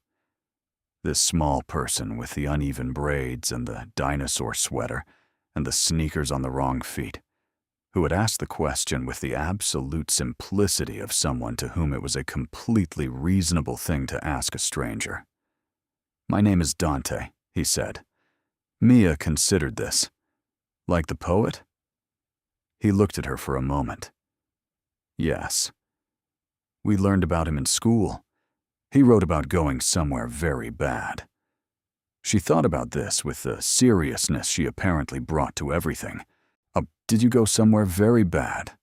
Sofia made a sound, not quite a laugh and not quite a sob, something precisely in between, the sound of a mother whose child has just said something that is both devastating and completely true. "Yes," Dante said, "I did." Mia nodded, as if this confirmed something she'd suspected. "My mama had to go somewhere very bad, too," she said. "But she came out." She took her mother's hand. "She always comes out." The November wind moved through the old maples lining the driveway, lifting leaves from the branches that were nearly bare. Dante looked at the small girl who had just summarized 3 years of her mother's life in 11 words, and felt something break open in his chest in the precise location where he had built the most careful of his walls, the one that was not about cruelty, but about survival, and the one that said, "Nothing gets all the way in. Nothing gets to the center." He looked at Mia. He looked at Sofia, who was looking at him with her daughter's hand in hers, and her eyes still bright from crying, and a bruise at her cheekbone, and the court order in her bag, and the specific fierce quality that she'd had from the first moment he'd seen her in the courthouse bathroom.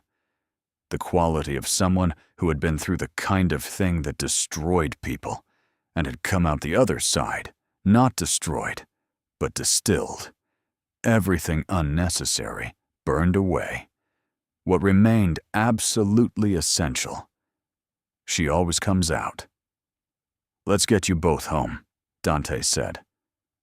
The apartment was a sublet in the east part of the county, like second floor of a building that had a landlord who didn't fix the heat promptly, and a parking lot that had been repaved once in recent memory, and not since.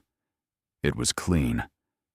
Sofia had made it clean with the particular meticulous attention of someone who controlled what she could control in the circumstances available to her.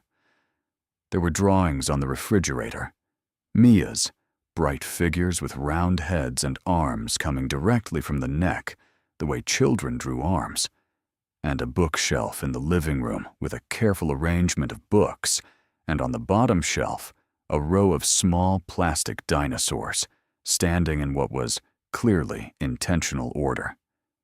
Dante stood in the doorway for a moment, taking it in.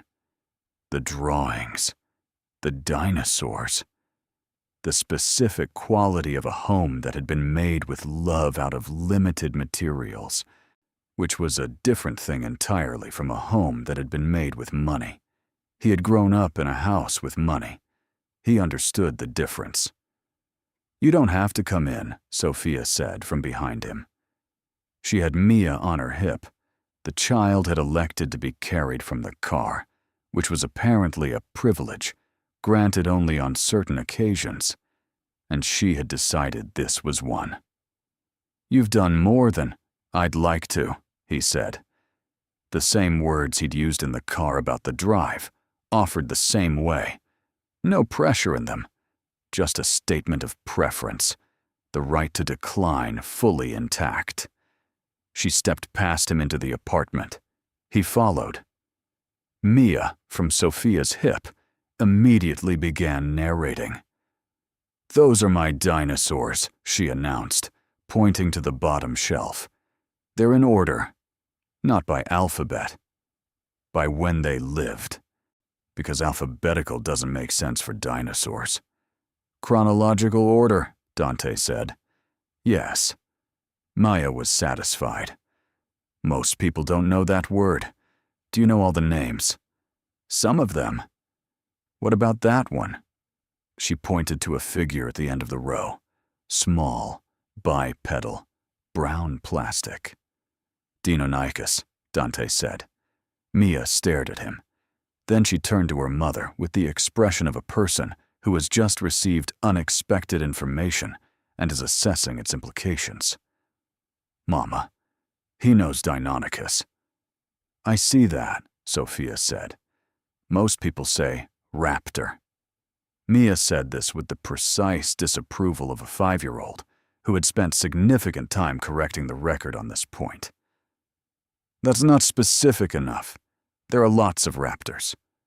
"There are," Dante agreed. Mia looked at him one more time, the assessing look. And then appeared to reach a decision that she didn't announce, but that was evident in the way her attention shifted, from evaluation to acceptance, the 5-year-old version of a door opening. She wriggled down from Sofia's hip and went to the shelf and began telling Dante the name of every dinosaur in chronological sequence. Sofia stood in the middle of her living room and watched her daughter, who had spent 2 nights at her grandmother's house, while her mother fought for the right to raise her, who had touched the bruise on Sofia's cheek with a gentleness that had come from somewhere too old for 5 years old, who was now interrogating a Mafia boss about the Cretaceous period, and felt the day's weight arrive all at once. It arrived in the specific way that things arrived after crises, all at once and with full force, now that the crisis had released her long enough to feel it. The parking garage, the courthouse bathroom, the hearing, the recess, the paperwork, the drive. Diane Harmon's front steps, and the sound of Mia saying "Mama" from inside the house. She sat down on the couch before her legs made the decision for her. Dante, from his position near the bookshelf where Mia had installed him as an audience, looked at her. Quick and assessing, and then gone, back to Mia, who had moved on to explaining the difference between a pterodactyl and a pterosaur, a distinction about which she apparently had strong feelings. Sofia pressed her fingers to her eyes. The bruise at her cheekbone had started to ache in the specific way of bruises that had been held at bay by adrenaline and were now claiming their time. Her ribs ached. Her lip ached. She had not eaten in 9 hours. "Mia," Dante said, and something in the way he said it, quiet and natural, made Mia pause mid-sentence. "Your mother needs to sit for a while. Can you show me where the kitchen is?" Mia considered this. "Why?" "Because I'm going to make her something to eat." "She doesn't like the kind with too much cheese," Mia said, as if this was information he would need. "What kind is that?" "The kind Craig makes."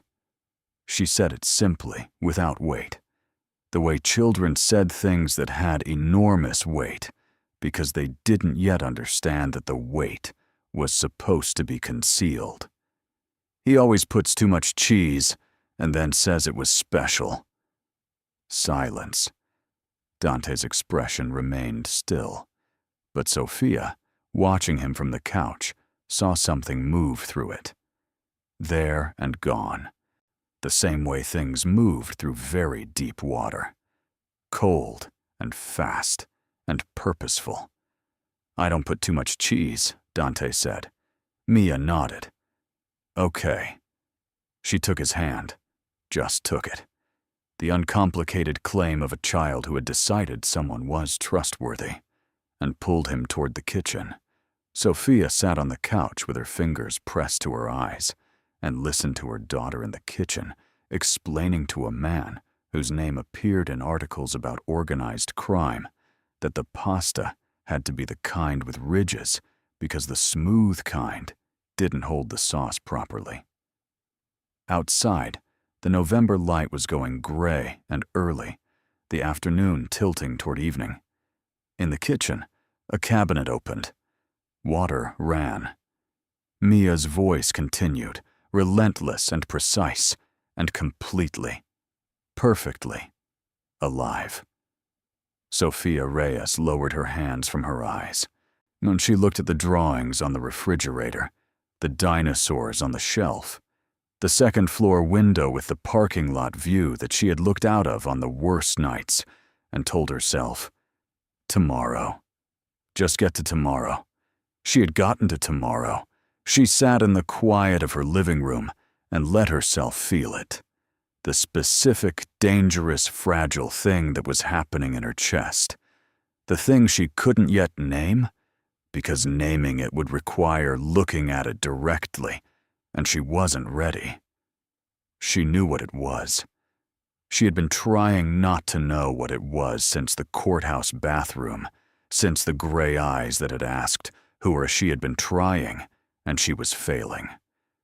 She had been trying and failing since the bottom of Diane Harmon's front steps, since she always comes out, since a man who could have been anywhere in the city on a Monday morning had come to a courthouse instead, because a woman he'd spoken to for 4 minutes had needed someone to come.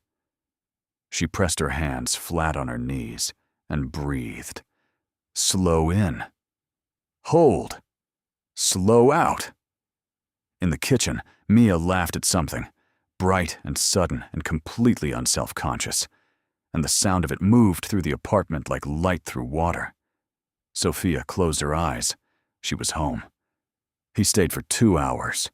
Not because she asked him to. She didn't. Wouldn't have known how to ask. Had spent 3 years unlearning the reflex of asking for things. But because Mia had decided he was staying, and Mia's decisions about such matters were delivered with the complete authority of someone who had not yet learned that authority needed to be justified. So he made pasta with the ridged kind, because she was right about the sauce. He found olive oil in the cabinet above the stove and used it without comment. Mia sat on the counter and told him about a dream she'd had involving a diplodocus and a swimming pool and a misunderstanding about whose pool it was. And Dante listened to the entire thing and asked a clarifying question at the end that made Mia's eyes go wide with the particular delight of a child whose story has been taken seriously. Sofia ate at the small kitchen table, She ate the whole bowl. She could not remember the last time she had eaten a whole bowl of anything without calculating the cost of it first. When Mia began to fade, the particular slow deflation of a child running out of day, her words becoming quieter, so her body listing toward whatever surface was nearest, Sofia carried her to the bedroom and sat beside her on the narrow bed and sang the song, the one she'd made up when Mia was an infant, that had no real words yet and no real tune, just syllables that meant safety in the specific, private language of the two of them. Mia was asleep before the third verse. Sofia sat for a moment in the dark of the bedroom, her daughter's breathing steady and slow, the dinosaur sweater draped over the chair in the corner.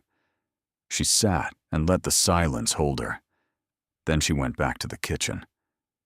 Dante was washing the dishes.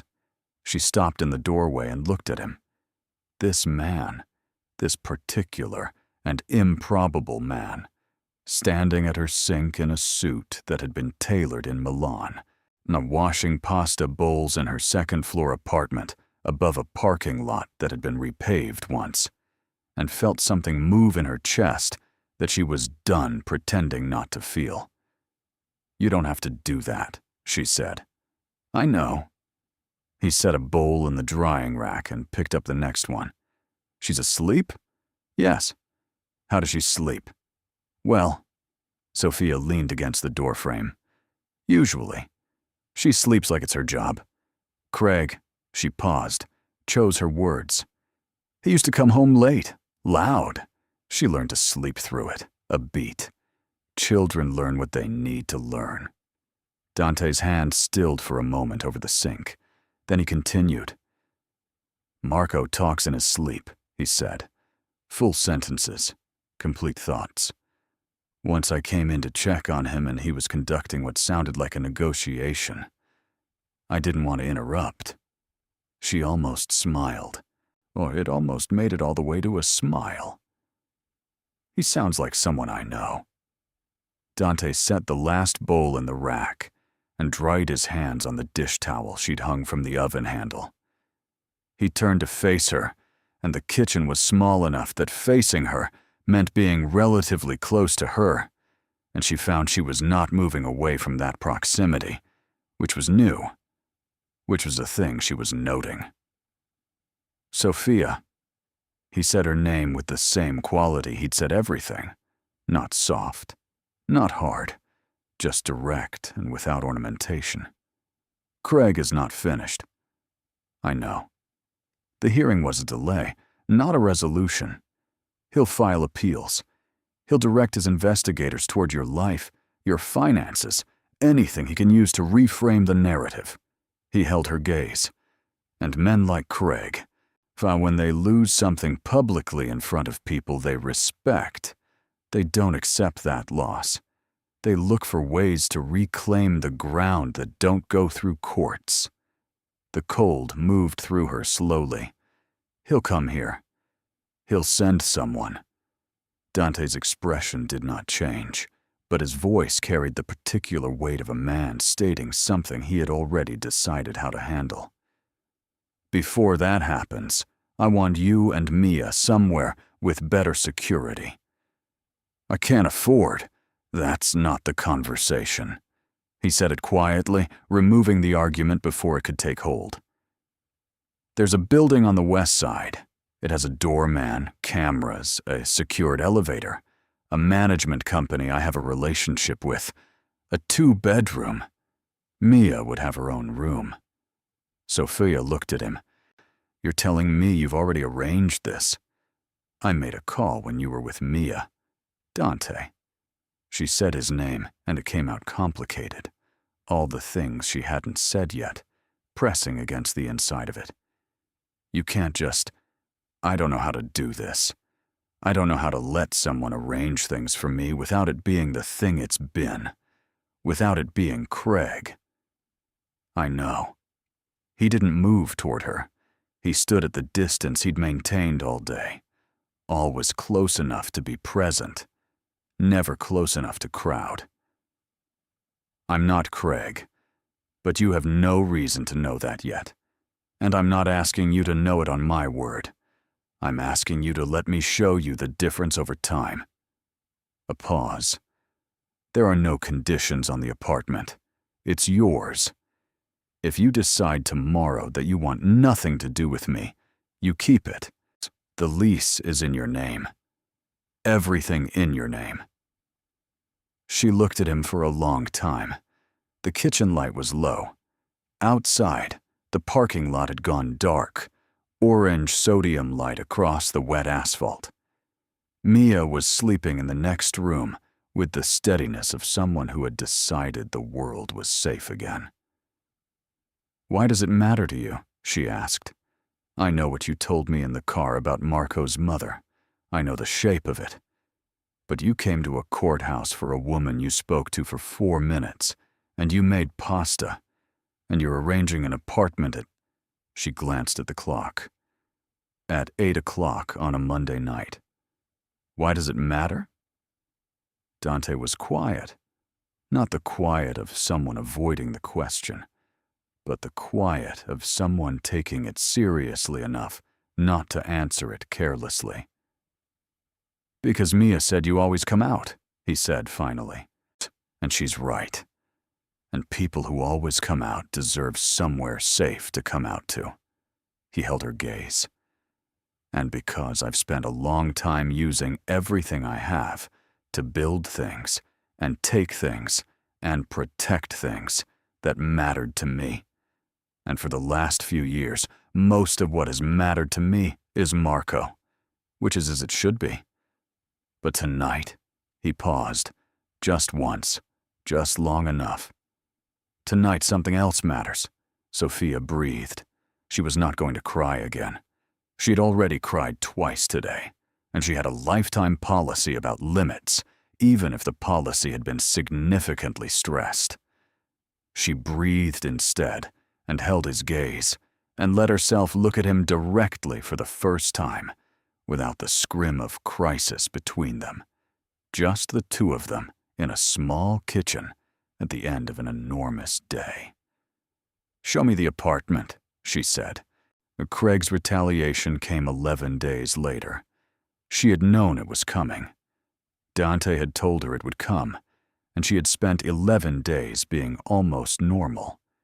Settling Mia into the new apartment, which had a room with a window that caught the morning light, and which Mia had immediately declared perfect for the dinosaurs, watching Mia start at the school 3 blocks away, talking to Patricia Vega about the financial review proceedings, cooking dinner in a kitchen that was hers, and learning what it felt like to sleep through a night without measuring the sounds outside the door. She had seen Dante 4 times, not arranged, not formal. He did not do formal, she was learning. He did not perform the rituals of courtship the way other men did, with flowers and made reservations and the theatrical construction of impression. He came by in the evening sometimes, after Marco was settled, and sat at her kitchen table while she talked about the financial proceedings, about the legal strategy, about what Patricia had said, and what she thought, and what she was afraid of. He listened the way he did everything, completely, without commentary that wasn't needed, and then asked one question that was always exactly the right question. And once, on a Thursday evening, Marco had been with him, a quiet, dark-eyed 7-year-old who had come in and immediately located the dinosaur shelf and introduced himself to Mia with the formal gravity of a small diplomat. And within 20 minutes, the two of them were on the living room floor with every dinosaur deployed in what appeared to be a complex geological argument about continental drift. Dante had looked at her across the kitchen, above the sound of their children being precise at each other about the Permian period, and something had moved between them that didn't require language and didn't get it. The retaliation came at 2 in the morning on a Wednesday. Not Craig himself. He was too careful for that. Had lawyers reminding him of the no-contact order. But a man she didn't recognize, who had been parked outside the building for 6 hours before one of the cameras registered the pattern, and the notification went to Dante's security team. She woke to her phone ringing. "Dante, don't open your door," he said. His voice was the same, controlled, level. "There's someone outside. My people are handling it. Lock your bedroom door and stay with Mia." "Is she? She's safe. You're both safe. To lock the door." She locked the door. She sat on the edge of Mia's bed in the dark and listened to her daughter breathe and held her phone and waited. It took 22 minutes. Then Dante texted, "Handled. Coming up." When she opened the apartment door, he was in the hallway, jacket gone, sleeves pushed up. The first time she'd seen him without the jacket, which she filed in the part of her brain that was apparently filing everything about him. And his expression was the expression she'd seen in the courthouse corridor when he'd spoken to Craig. The cold, absolute quality.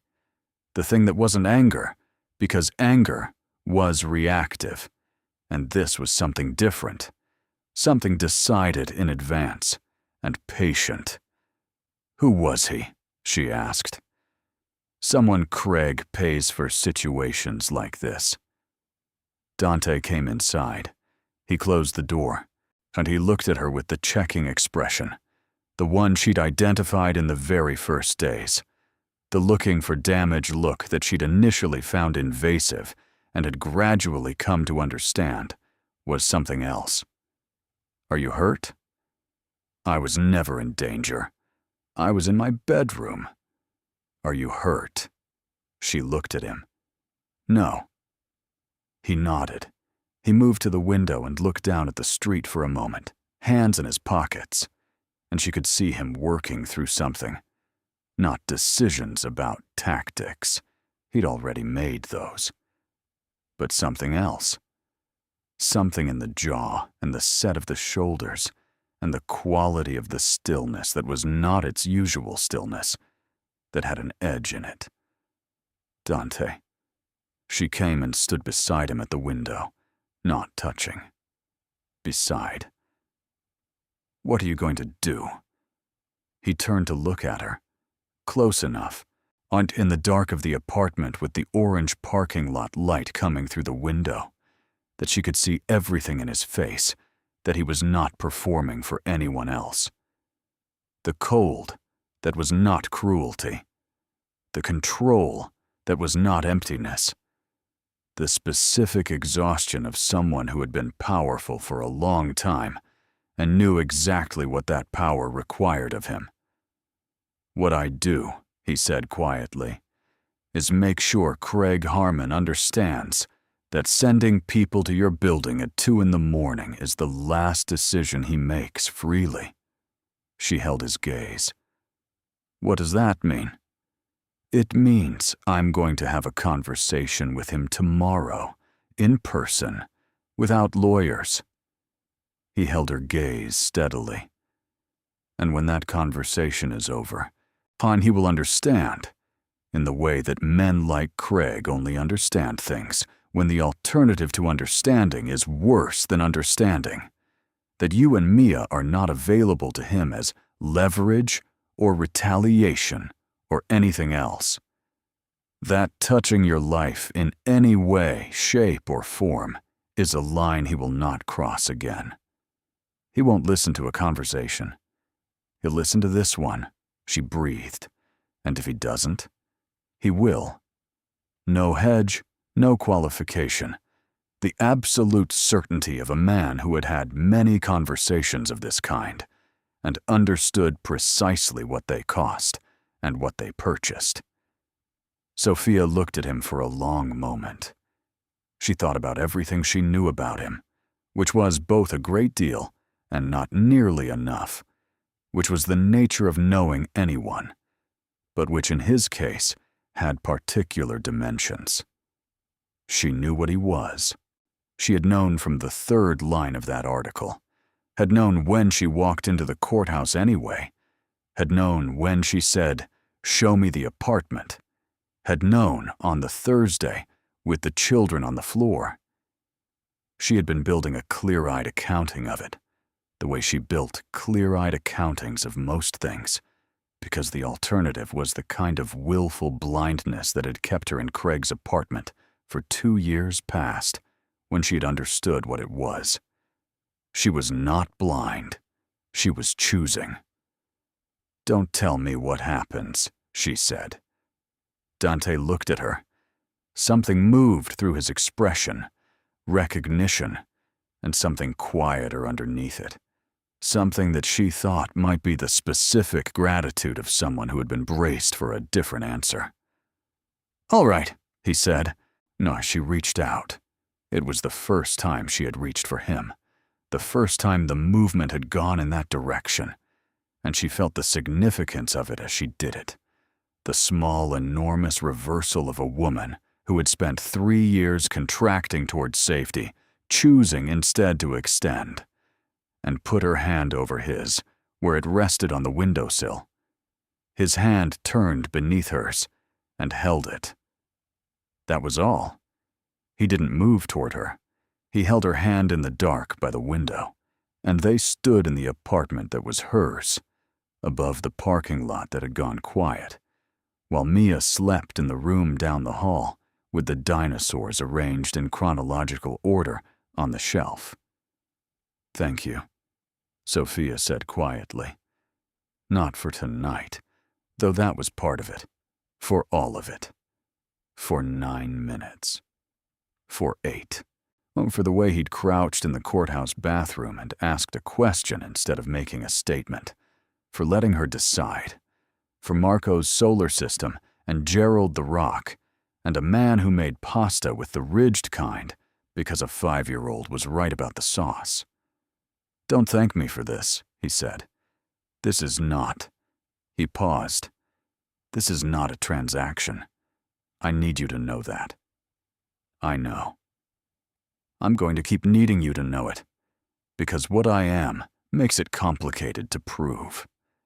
She looked at his profile in the low light, the severity of it, the lines that had settled there over decades of being exactly what he was. "I know what you are," she said. "I decided to trust you anyway. That decision is mine. You don't have to keep earning it." He was quiet, a long moment, the kind he took with things he was taking seriously. And then he said, "You might be the first person who has ever said that to me." "I believe it," she said.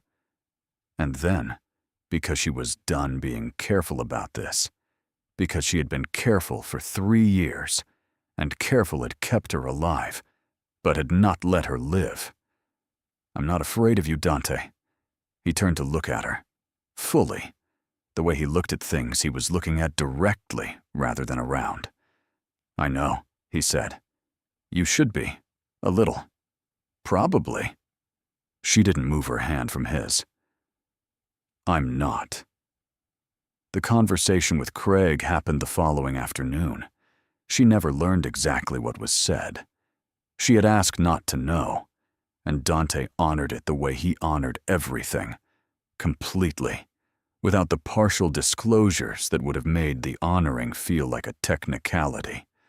What she knew was that Craig's attorney filed a voluntary withdrawal of the custody appeal 3 days later, that the financial review proceeded without obstruction, that Craig Harmon did not contact her again, did not drive past the building, did not send anyone with a car and a camera, and 6 hours of patience. The silence where Craig used to be felt, at first, like a held breath. Then it felt like something else, the specific quiet of a room where the threat had genuinely left. She'd never felt that before. She hadn't known it had a texture. Patricia Vega called the week after to say the financial fraud documentation was solid, that the case for the marital assets was strong, so that within 6 months, Sofia would likely have not just primary custody formalized, but a financial settlement that would give her the breathing room she'd never had. Patricia did not ask how any of this had happened. She was a woman who had been practicing law for 14 years, and she understood certain categories of outcome, which was to say she understood that some doors only opened because someone with the right key had come along, and that the relevant question was usually what happened after, not how the door got opened. What happened after was, Mia learned the name of every child in her new class within the first week, and had opinions about all of them. Sofia enrolled in a paralegal certification refresh.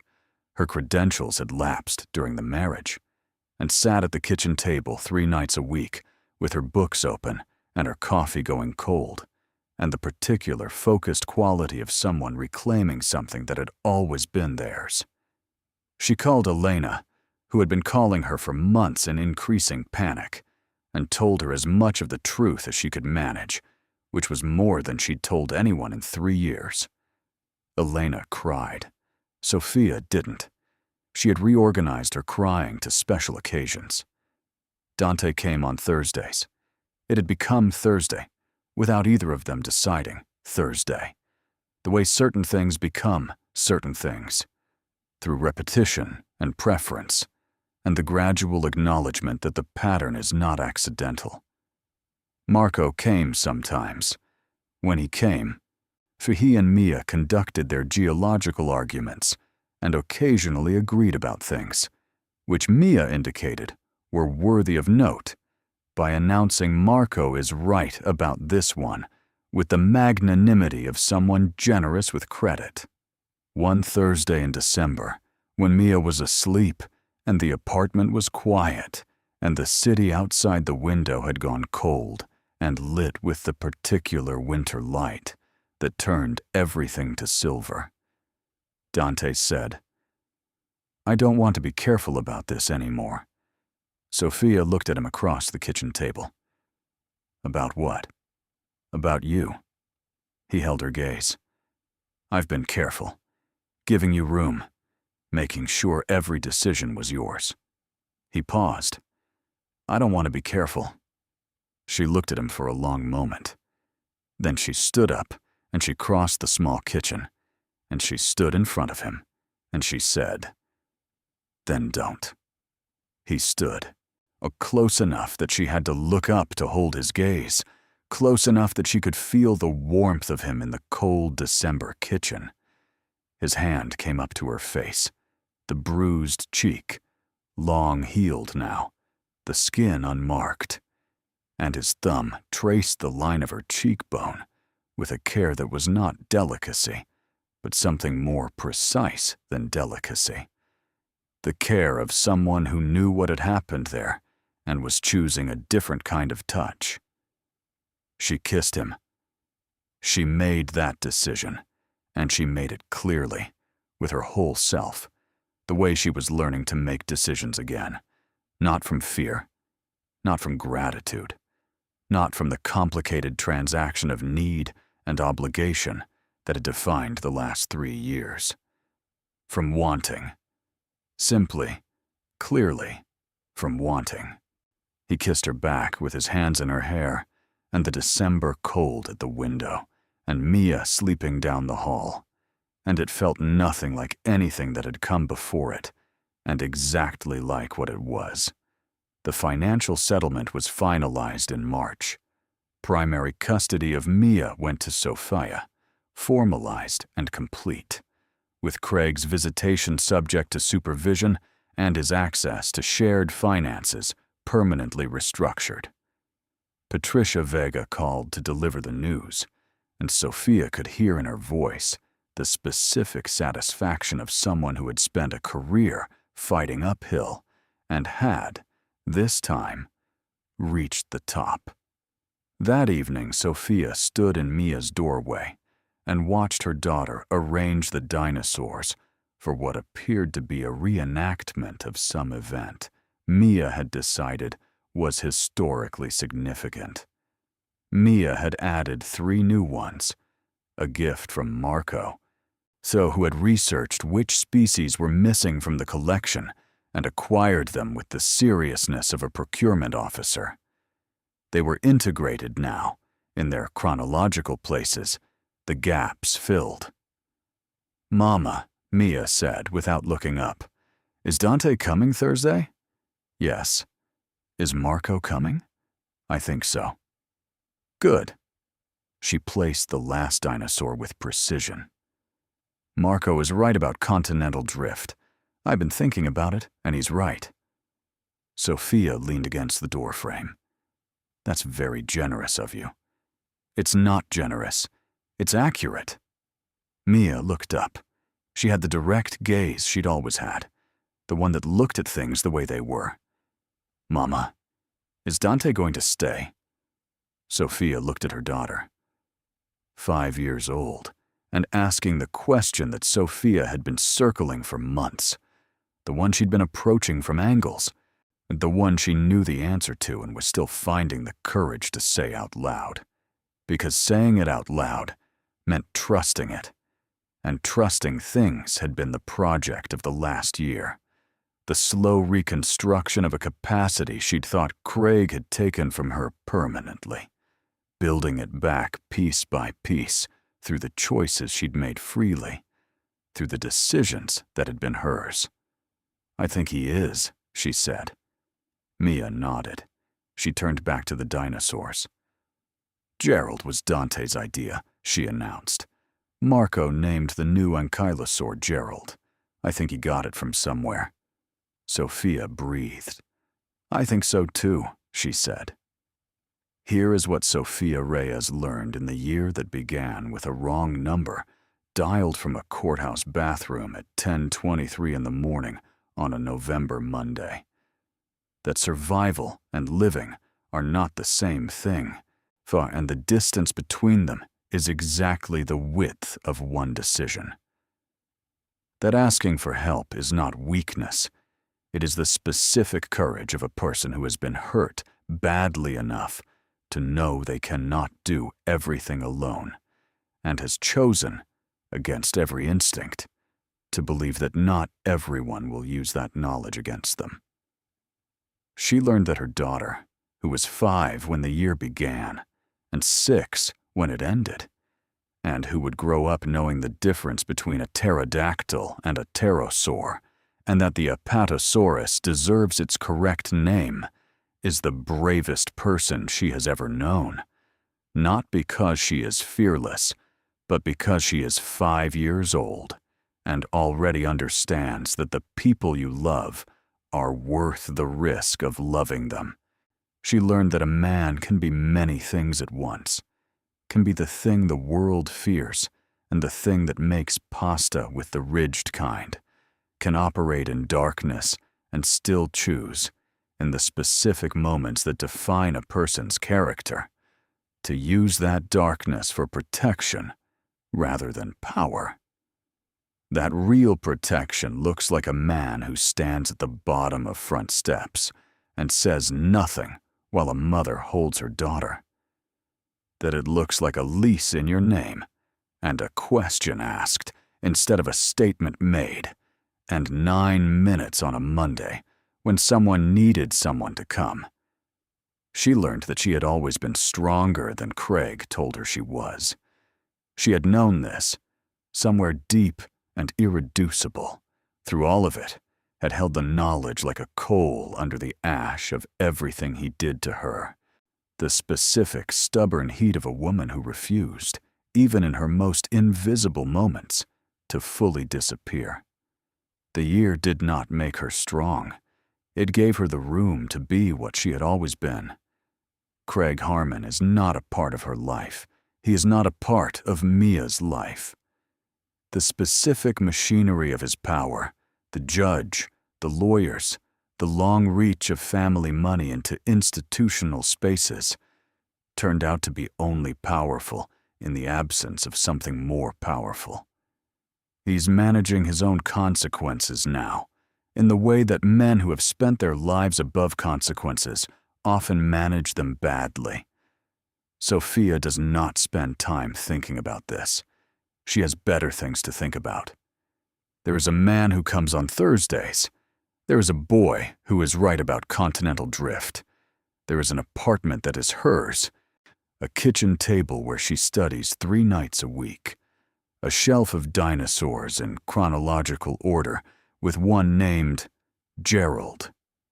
There is a daughter who sings a song with no real words that means safety in the private language of the 2 of them, and who sleeps like it's her job, and who will spend her life knowing, in the cellular, permanent way that children know things they're taught by how they're held, that she is worth fighting for. She always comes out. Sofia Reyes came out. And on the other side of the worst years of her life, she found, unexpectedly, improbably, in the specific way that the truest things arrive, through a wrong number dialed with shaking hands above a courthouse sink, that the world still had room in it for something she hadn't dared to want for a very long time. She's not afraid anymore. She is exactly where she is meant to be. Thank you so much for staying until the end.